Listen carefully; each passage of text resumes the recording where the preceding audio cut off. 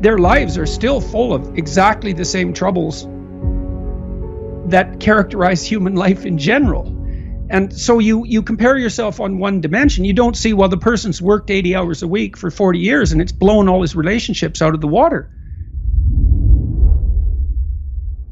You really are your only comparison group, especially as you get older, because your life is so idiosyncratic and peculiar that look, you have to care what other people think. It's stupid to think otherwise because you have to be social and you have to be aware of what other people are doing and all of that. So this isn't psychopathic individuality, but it is genuinely true that no one has your set of opportunities and limitations. And so the comparison just isn't real. It can't be sufficiently multidimensional. Because maybe you see someone who's rich. I've met many people who are very, very rich. And you can look at their lives and they have these huge houses and material plenty, and they're shielded from many catastrophes that would hit someone without those resources harder. But their lives are still full of exactly the same troubles that characterize human life in general. And so you compare yourself on one dimension. You don't see, well, the person's worked 80 hours a week for 40 years and it's blown all his relationships out of the water. It's like, yes, he's rich, but he's also old now. He's 60. And one of the best predictors of wealth is age. Really, do you want to be young and poor or old and rich? It's like, I'd pick young and poor because you can't buy youth. And so, and that's something that's worth considering. But you don't know what burdens the people you're jealous of are carrying. So leave it be. It's not helpful to you to be envious. And I learned that looking at, power mad C-suite types.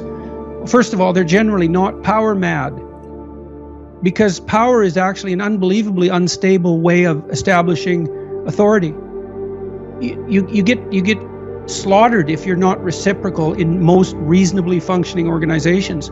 And if you're in an organization that only rewards the exercise of power, the probability that organization is going to fail in totality is extraordinarily high. Because it's a tyrannical organization, it'll lose touch with its customers. So the C-suite types, they're working nonstop. Corporate lawyers in New York, they make $700 an hour, but they work all the time. And there are people who are suited for that. But it isn't obvious that that's for everyone, or that it should be, or that it's even desirable. Now, it's a temperamental issue to a large degree. Many of those people are hyper-conscientious. And so if they'll work, wherever you put them, what they would do is work. That's who they are. And it's biological as well. It's not all biological because traits are affected by learning and by environment in complex ways. But a huge chunk of it is that you're born like that. And that has advantages and disadvantages. So conscientiousness is a good example. It's a good predictor of long-term life success.